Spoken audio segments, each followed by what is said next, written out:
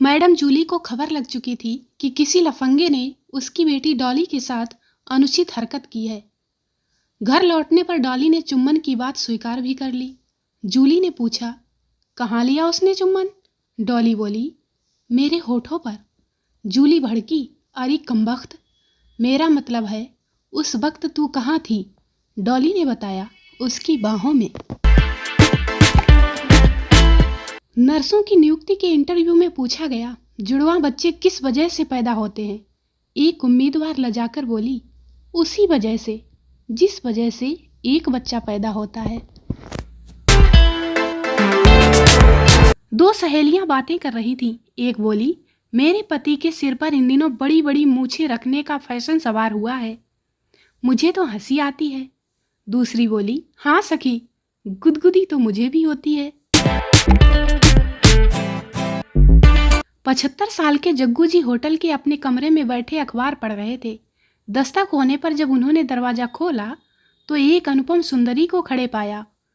वह उन्हें देखकर हड़बड़ाई, सॉरी, मैं गलत कमरे में आ गई। वृद्ध जग्गू जी बोले, आई तो तुम ठीक कमरे में हो, लेकिन 35 साल लेट आई हो। मामा जी, पप्पू ये क्या बना रहे हो? पप्पू, भगवान का चित्र। मामा जी, लेकिन यह तो कोई भी नहीं जानता कि भगवान दिखने में कैसे लगते हैं। पप्पू, अब देखना, सबको मालूम हो जाएगा। तलाक के एक केस की सुनवाई अदालत में चल रही थी। पत्नी ने शिकायत की, योर ऑनर, सुबह सोकर उठने के बाद मेरा पति जब डाइनिंग टेबल पर आता है तो कुछ भी नहीं पहने होता है। जज ने सहानुभूति जताई, ओहो हो, और ब्रेकफास्ट के वक्त आप क्या पहने होती हैं? वह बोली, अपनी चप्पलें, योर ऑनर। हनीमून पर आया जोड़ा दिन भर पर्वतों की सैर करके जब रात में होटल में लौटा तो उनके बीच यूं बातचीत हुई, पति, थक गई हो प्रिय? पत्नी, हाँ प्रियतम। पति, क्यों, बहुत ज्यादा थक गई हो प्रिय? पत्नी, सवाल ही पैदा नहीं होता प्रियतम। नंदू जी, प्रेम के चरम क्षणों में पत्नियां आंखें क्यों मूंद लेती हैं? चंदू जी, इसलिए क्योंकि वे अपने पार्टनर को आनंदित होते हुए नहीं देख सकती। बेबू ने चच्चू से पूछा, चच्चू, क्या आप चुम्बन के हक में हैं? चच्चू बोले, बिल्कुल नहीं। बेबू ने पूछा, क्यों भला? चच्चू बोले, बड़े बूढ़े कह गए हैं, औरतों को मुंह नहीं लगाना चाहिए। खूबसूरत हसीना अपनी मोपेड पर सवार होकर बीच सड़क से गुजर रही थी। एकाएक उसके सामने एक गंजा व्यक्ति साइकिल पर सवार आ टपका। खूबसूरत हसीना ने मोपेड रोकने की बहुत कोशिश की, पर अंततः वह गंजे की साइकिल से जा टकराई। गंजा गरज कर बोला, दिखता नहीं है क्या? गाड़ी सिर पर चढ़ाने का विचार है? हसीना ने जवाब दिया, मोपेड तुम्हारे सिर पर चढ़ाकर नीचे फिसल कर गिर जाने का मेरा कोई इरादा नहीं है। एक आजन्म कुंवारे पुरुष ने अपनी संतुष्टिपूर्ण एवं खुशहाल आबाद जिंदगी से किनारा करने के पूर्व अपनी वसीयत लिखी।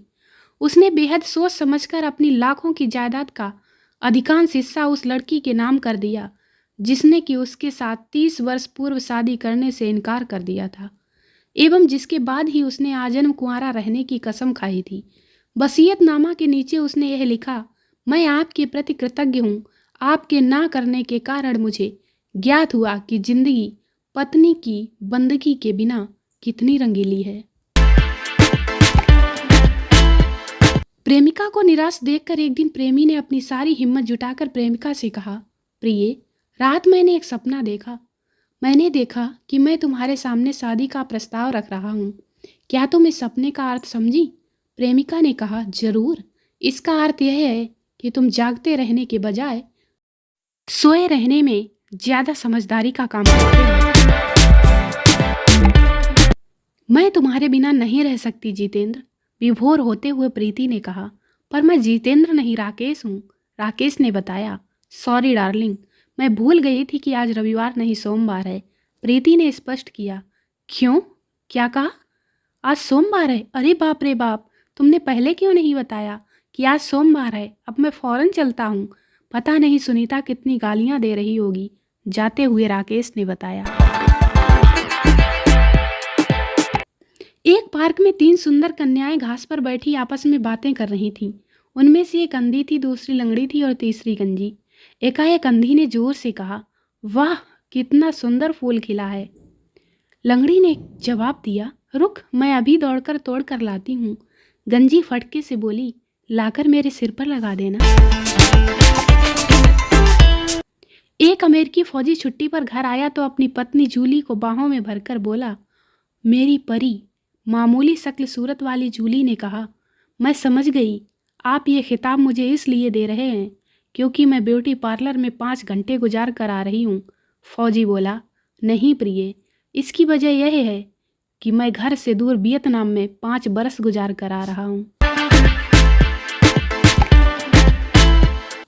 पति जलता भुनता आया और पत्नी से बोला, हमें यह फ्लैट बदलना पड़ेगा क्योंकि चौक में खड़ा मकान मालिक का लड़का जोर जोर से कह रहा है कि एक को छोड़कर इमारत की हर औरत के साथ वह जन्नत की सैर कर चुका है।